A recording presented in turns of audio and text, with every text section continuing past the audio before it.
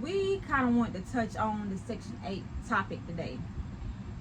I remember when we first moved into, no, we first started off with public housing before we actually had Section 8.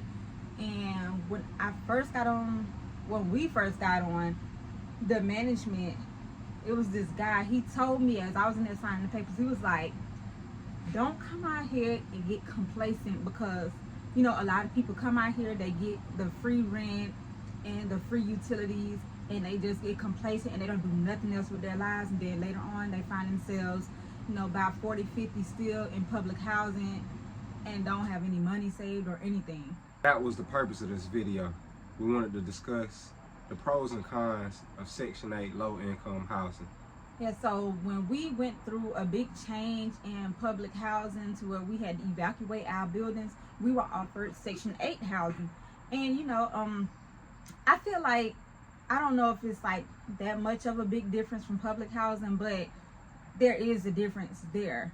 You kind of get to choose where you want to live at that accepts Section 8. So I guess that is probably a huge difference. One of the downsides of Section 8 low-income housing is overcrowding.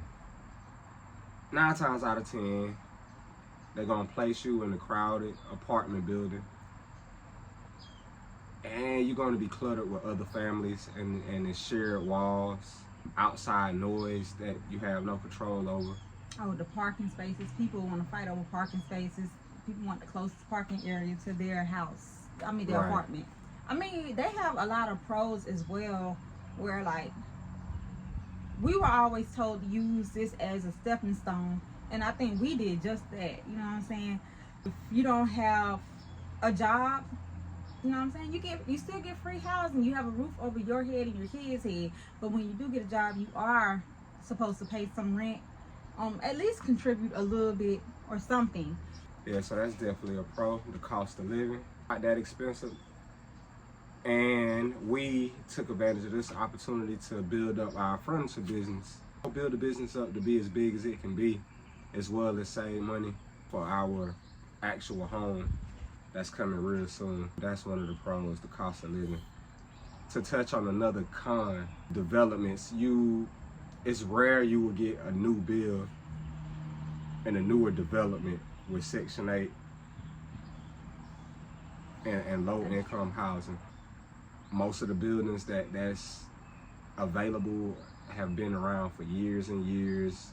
There's been numerous families in and out. And not saying that they're bad all the way around areas, but just saying you would never have the opportunity to get a new construction build with Section 8 low-income housing. It's very rare. You do have the opportunity though to find or seek private landlords, and if they allow Section 8 housing in their property, that's another route you can go. But a lot of them don't, because they see that you're low income, so they think that you're like scum at the bottom of the bucket. You know what I'm saying? So it's like they don't want you in their property because they think that most low income people mess up their apartments or their houses and just live foul and dirty. Yeah, So, that's another con. Mm-hmm. The perception. The private owners and landlords, because you Section 8, as she was saying, they'll tend to not give you a fair shake because they think you're hood and you're gonna come in and deteriorate their property. So that's a con. There's more pros than cons though. There's a lot of cons. We have to deal with, especially when you got these shared walls, y'all. These bugs, the roaches, is horrible. Like, they can be so horrible. It's just disgusting. Like, I just kind of thank God that we don't have the worst of the worst when it comes to them bugs. But I've seen some very disgusting apartments before, as far as people sharing their experience online and stuff like that. And I'm just like, wow.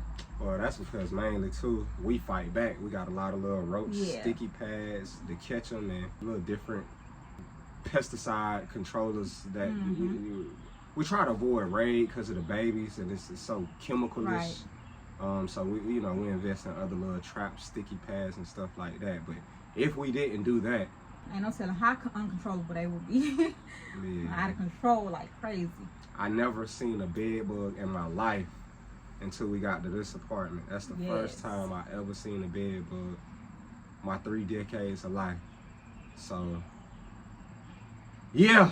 Yeah, we had to throw out like a $300 mattress, a king mattress at that, dealing with that. And something was just eating us up in the bed, and I couldn't understand what, like, why am I getting all these bites over my legs? What's going on? I thought it was mosquitoes, but I've never seen a bed bug till I got to this apartment. Right. I think we both thought it was mosquitoes till we started noticing the weird areas the mosquito bite was in our inner thighs. And come on now, mosquitoes don't even have access to that area, so we knew it had to be a little deep. But yeah. But all in all, the purpose of this video is to just give you, some pros and cons of Section 8 low-income housing.